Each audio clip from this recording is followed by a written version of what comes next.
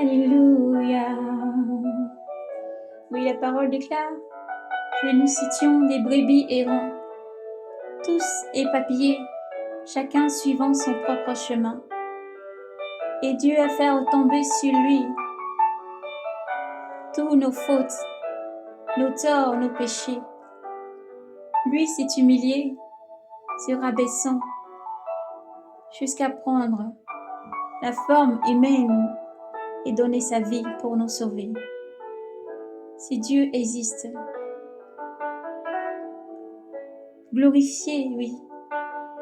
Si Dieu est vivant, celui dont on entend parler tous les jours, qui fait des miracles et des prodiges, celui qui soigne, celui qui expulse les démons, celui qui guérit, qui fait marcher les infirmes, celui qui ressuscite les morts, celui qui guérit et qui donne aux stériles d'enfanter, celui qui donne aux muets de parler, aux sourds d'entendre, celui qui fait des merveilles, qui multiplie le pain, oui, car lui a suffi 2 pains et 5 poissons pour nourrir 5000 personnes. 5 pains et 7 pains et 5 poissons. 5 poissons et 7 pains pour nourrir 4000 personnes. Et de tout, il en restait un reste. Il a pouvoir et puissance de marcher sur les eaux. Pouvoir et puissance pour arrêter une bourrasque d'eau, une eau déchaînée. Oui, il dit un mot et tout s'arrête. Si Dieu existe, il fait des miracles. Un homme un jour est décédé depuis 4 jours, placé dans le tombeau. La famille n'avait plus d'espoir. Se lamentait et pleurait, car il n'y avait plus d'espoir. Mais lorsque Jésus-Christ est arrivé, il lui a suffi un mot. Il a dit juste cette phrase. Lazare, sort de là. Et Lazare, mort depuis 4 jours, est sorti vivant du tombeau. Une femme en perte de sang depuis 12 années a eu foi en ce Dieu. Elle a marché jusqu'à lui. Elle a touché seulement la frange de son vêtement. Elle fut guérie instantanément. Un homme nommé Gertrude avait son fils et sa fille malade, une de ses filles malades, qui avait aussi 12 ans. Il était très malade et elle est morte suite à cette maladie. Gertrude a couru de toutes ses forces, s'est humiliée devant Jésus et a demandé son aide. Il a dit, ma fille vient de mourir. Viens Seigneur, impose-lui les mains afin qu'elle ait la vie. Jésus s'est rendu à cette maison où il y avait encore le deuil, les cris, les lamentations, car les gens ne voyaient que la mort. Le désespoir envahissait cette maison et il est rentré dans cette maison. Il a dit, mais pourquoi vous pleurez? La petite est endormie. Ils ont commencé à rire parce qu'ils disaient c'était un fou. Il ne connaît pas les personnes qui sont mortes. Et lui, il voyait la vie. Il a dit, sortez de cette maison. Ils sont sortis. Il est rentré là où la petite était allongée sans vie, en effet morte. Il prit sa main et lui dit, Talita Komi, jeune fille, lève-toi.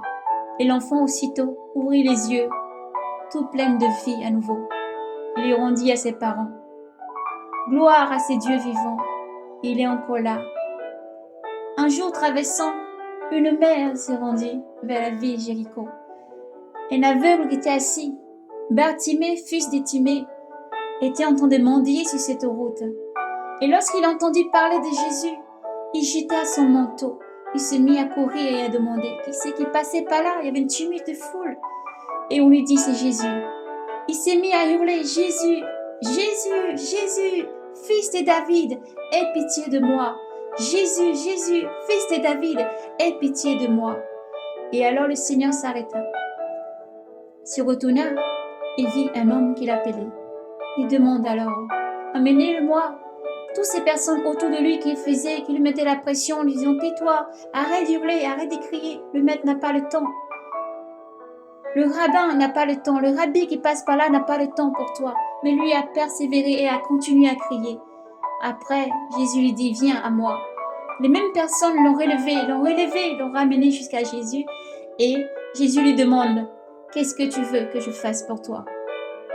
Il lui dit de toute sa force, de toute sa foi, sa conviction, je veux voir à nouveau. Je veux voir, je veux contempler le monde. Je veux te voir. Et Jésus lui dit, vois, parce que ta foi t'a sauvé. Un jour, Jésus se rendit à un mariage. À ce mariage étaient conviés Marie, sa mère, et tous les invités. Lors même qu'il manquait du vin, les gens lui disent, Seigneur, ils n'ont plus de vin. Jésus dit aux serviteurs, il y a 6 jarres d'eau là-bas, remplissez-les encore d'eau. Les serviteurs lui disent, mais Seigneur, ces jarres ne contiennent de l'eau, ne contiennent que de l'eau. Il dit, obéissez, allez, remplissez ces jarres d'eau. Il se rendit, il remplit les jarres d'eau. Et Jésus s'avança par des prodiges et des miracles. Sa douceur et sa force, sa puissance incomparable, il transforma l'eau en vin. Il dit aux serviteurs, prenez de cette eau, allez donner au maître de la fête. Lorsqu'ils se sont rendus, ils ont servi. Le monsieur prit le verre, il but. Et il s'écria, j'ai été injuste envers toi. À toutes les fêtes, on sert d'abord le bon vin. Et lorsque les gens ont bu et qu'ils sont un peu saoulés, qu'ils ne savent plus qu'est-ce qu'ils boivent, on leur donne le mauvais vin. Mais toi, tu as fait quelque chose de nouveau. Tu nous sers ton bon vin maintenant. Gloire à Jésus-Christ. Si Seigneur n'a pas changé, il est encore là. Si Seigneur qui marchait dans une ville, qui a vu une femme nommée Marie de Magdala, laquelle était possédée, avait 7 démons dans le corps. Les gens la rejetaient, la laissaient à part. Personne ne pouvait la délivrer. Ni les prêtres, ni qui que ce soit ne pouvaient délivrer cette femme. Lorsqu'elle a vu Jésus, elle a commencé à hurler, à crier. Et le Seigneur dit seulement une parole. Il ordonna aux démons qui y avait dans son corps de sortir, d'être expulsés du corps de Marie. Lorsque les démons ont entendu la voix du Maître, ils sont partis, expulsés du corps de cette femme, qui était inepte maintenant à terre. Les gens pensaient qu'elle était morte. Jésus vient à elle et lui dit, Marie, fille d'Abraham, lève-toi. Et elle se leva, toute joyeuse, remplie d'espoir. Une nouvelle vie s'ouvrait à elle. Et il pouvait encore se réjouir de la vie en étant délivré. Ce même Jésus traversa encore l'eau avec ses disciples. Il s'est rendu de l'autre côté. Sur l'eau de Nazareth, lorsqu'ils étaient descendus à Nazareth là-bas, de l'autre côté, ils étaient en train de marcher. Et là, il y avait des tombes là-haut et un homme était lié. Parce qu'il était possédé de plusieurs démons. Et personne n'osait passer dans cet endroit. Personne n'osait même s'approcher. Plusieurs fois, il avait été lié et il détachait ses liens. Il se taillait avec des bouts de métal, s'ouvrait les veines et il criait et hurlait jour et nuit. Lorsqu'il vit Jésus descendre de la barque avec ses disciples, il courut se jeter à ses pieds. Et là en disant, « Fils de Dieu, que nous veux-tu? Tu es le Saint de Dieu. Que nous veux-tu? Viens-tu nous juger, nous jeter dans l'abîme avant notre heure? Viens-tu pour nous tourmenter? » Et Seigneur ordonna, « Comment tu t'appelles? » L'homme répondit et dit, « Je suis Légion. Nous sommes Légion car nous sommes nombreux à l'intérieur de cet homme. »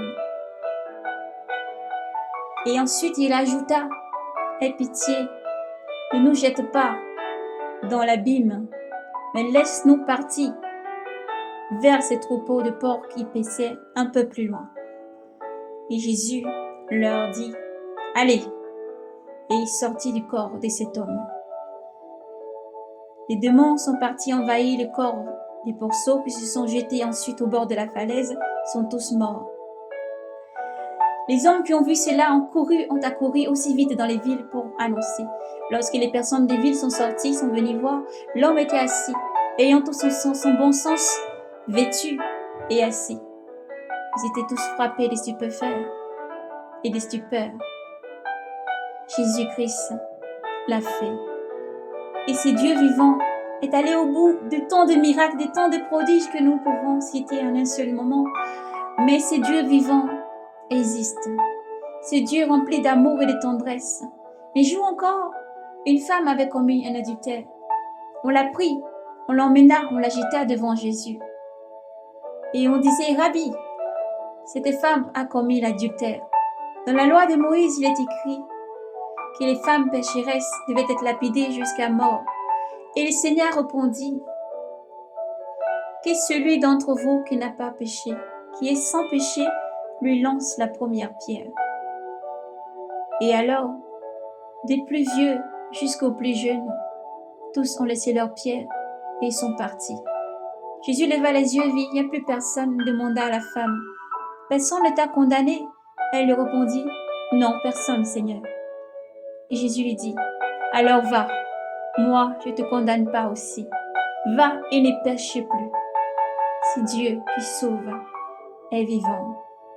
Je ne sais pas qui tu es lorsque tu entendras ce message. Mais souviens-toi que c'est Dieu qui fait des miracles. Et même si nous n'avons pas cité ton cas, il est là pour toi. Il t'étend la main. Il te demande juste de venir, de poser ton fardeau à ses pieds.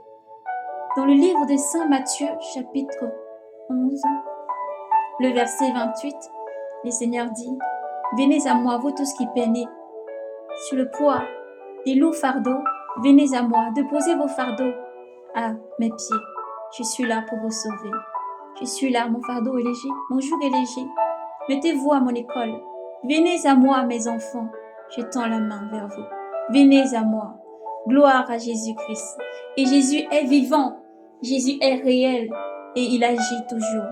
Nous-mêmes sommes témoins. Il nous a sauvés, affranchis, délivrés tous les jours. Des maladies, des fléaux, des pestes, des plaies.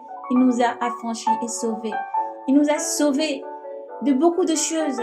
Il nous guérit, nous restaure et nous guide. Nous sommes, oui, le peuple de Dieu. Nous sommes là aujourd'hui pour témoigner de cet amour, de ce Dieu vivant qui est parti jusqu'à la croix, a donné sa vie et après la mort, troisième jour, il était placé au tombeau. Le troisième jour, la terre encore a tremblé et le tombeau, la pierre qui fermait le tombeau est tombée, brisée. Et le Seigneur est sorti victorieux. Il a vaincu la mort. Il a vaincu ton péché. Il a vaincu la mort. Jésus a vaincu ton péché. Et il t'étend la main aujourd'hui. Et il t'appelle. Et te dit encore, mon enfant, sois brave et courageux. Accepte, ma entendu. Ouvre la porte de ton cœur. Et accepte-moi comme Seigneur et Sauveur. Et je serai là toujours pour toi. Plus jamais je te laisserai seul. Oh oui, que c'est bon de donner sa vie à Jésus. Parce que quel que soit ce que tu traverses, le Maître est là. Quel que soit ce que tu traverses, Jésus est là. Il est ta force, il te restaure. Il donne la paix dans les moments de tourment. Il est là avec force et puissance. Il te défend sans cesse. Oui, parce qu'il est un Dieu vivant, non point une idole qui ne peut sauver, qui a des yeux qui ne peuvent voir, qui a des oreilles qui ne peuvent entendre. Mais lui est un Dieu vivant. Et Jésus te tend la main. Gloire à Jésus. Nous terminons ce beau témoignage et cette exhortation, la parole divine du Seigneur, par ce beau cantique qui vient du chant de l'artiste Tabitha. Soyez bénis. Viens à moi, mon enfant, pourquoi aurais-tu peur de ton Père? Car mes bras sont grands ouverts, je suis là pour toi, et je peux voir toutes les larmes dans tes yeux, et je comprends ta douleur, et j'entends les cris de ton cœur, mon enfant, mon amour te consolera, car je t'aime infiniment. Alors, viens à Jésus aujourd'hui, ses mains sont larges, ouvertes, lui t'appelle, il ne désire que te restaurer. Viens à lui aujourd'hui, car Jésus t'appelle. Gloire à Jésus. Jésus est vivant et Jésus vous aime infiniment. Il fait encore des prodiges et des miracles. Il sauve, il restaure, il relève, il pense les blessures. Lui est vivant. Lorsque tu parles à Jésus de tout ton cœur, il entend. Il se présente à toi. Rentre dans ta chambre de prière et invoque son nom. Dis-lui, me voici, Seigneur. J'ai entendu parler de toi. Je veux te rencontrer. Je veux, Seigneur, te rencontrer. Viens, prends ma vie. Cite les péchés que tu connais, que tu as faits. Demande-lui de laver et de te pardonner. Et lorsque tu fais toute prière, sache que l'Éternel est devant toi. Il est présent et il entend toutes tes supplications, toutes tes prières. Lui ne te juge point. Il attend juste que tu fléchisses genoux devant lui et que tu lui parles d'un cœur sincère, que tu lui dis tout d'un cœur sincère. Lui est ton meilleur ami, le meilleur directeur. Il demande seulement une seule chose, repentance. Demande avec une foi et l'humilité. Et le Seigneur t'exauce. Crois que Jésus-Christ t'a pardonné toute faute et tout péché. Donne-lui ta vie renaît. Accepte l'eau du baptême. Trouve une église, un endroit où on parle du Seigneur. Trouve un endroit où on baptise et on enseigne la vraie doctrine du Seigneur, la préparation et l'enlèvement de l'église, l'épouse du Christ. Oui, car Jésus-Christ est vivant. Renaît par le baptême. Renaît par ton cœur qu'il accepte comme Seigneur et Sauveur.